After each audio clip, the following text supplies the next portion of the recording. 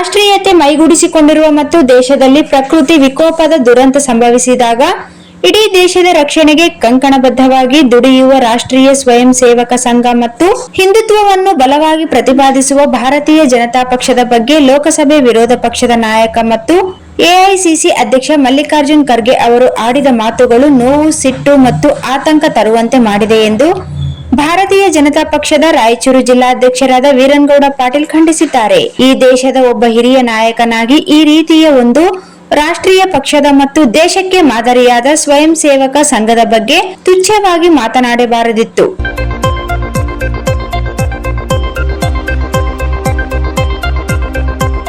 ಭಾರತೀಯ ಜನತಾ ಪಕ್ಷವು ಅಧಿಕೃತ ರಾಷ್ಟ್ರೀಯ ಪಕ್ಷವಾಗಿದೆ. ಜನ ಸತತವಾಗಿ ಬೆಂಬಲಿಸುತ್ತಾ ಬಂದಿದ್ದಾರೆ. ಪ್ರಜಾತಂತ್ರ ಮತ್ತು ಸಂವಿಧಾನದ ಮೌಲ್ಯಗಳನ್ನು ಆರಾಧಿಸುವ ಪಕ್ಷವಾಗಿದೆ. ಇಂಥ ಪಕ್ಷದ ಬಗ್ಗೆ ಮತ್ತು ರಾಷ್ಟ್ರೀಯ ಚಿಂತನೆಗಳನ್ನು ಬಿತ್ತುವ ಆರ್ಎಸ್ಎಸ್ ಸಂಘಟನೆಯನ್ನು ವಿಷಜಂತುವಿಗೆ ಹೋಲಿಕೆ ಮಾಡಬಾರದಾಗಿತ್ತು. ಇದರ ಜೊತೆಗೆ ಒಂದು ಕೋಮಿನ ಜನರನ್ನು ಇನ್ನೊಂದು ಕೋಮಿನ ಜನರ ವಿರುದ್ಧ ಎತ್ತಿ ಕಟ್ಟುವ ರೀತಿಯಲ್ಲಿ ಪ್ರಾರ್ಥನೆ ಸಲ್ಲಿಸುವಾಗ ವಿಶ್ವದ ಜನತೆಗೆ ಹೊಡೆದರೂ ಪ್ರಾರ್ಥನೆ ಭಂಗವಾಗುವುದಿಲ್ಲ. ಒಂದು ಧರ್ಮಶಾಸ್ತ್ರದಲ್ಲಿ ಇದು ತಿಳಿಸಲಾಗಿದೆ ಎಂದು ಹೇಳಿದ್ದು ಕೋಮು ದ್ವೇಷಕ್ಕೆ ನಾಂದಿ ಹಾಡಿದಂತಾಗುತ್ತದೆ.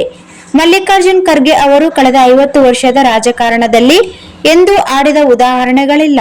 ಈ ದಿನ ಅವರು ಮಾನಸಿಕಮಿತ ಕಳೆದುಕೊಂಡು ಈ ರೀತಿ ಮಾತನಾಡಿದ್ದಾರೆ ಎಂದು ಅನಿಸುತ್ತದೆ. ಅವರು ತಾಳ್ಮೆ ಕಳೆದುಕೊಂಡು ಮಾತನಾಡಿದ್ದು ಸರಿಯಲ್ಲ. ಅವರ ನಡೆ, ನುಡಿ, ವರ್ತನೆ ದೇಶದ ಜನ ಅನುಸರಿಸುತ್ತಾರೆ. ಅವರು ಸುಸಂಸ್ಕೃತರು. ಇಂಥ ಪದ ಬಳಸಿದ್ದು ಅವರಿಗೆ ಶೋಭೆ ತರುವುದಿಲ್ಲ ಎಂದು ತಿಳಿಸಿದ್ದಾರೆ.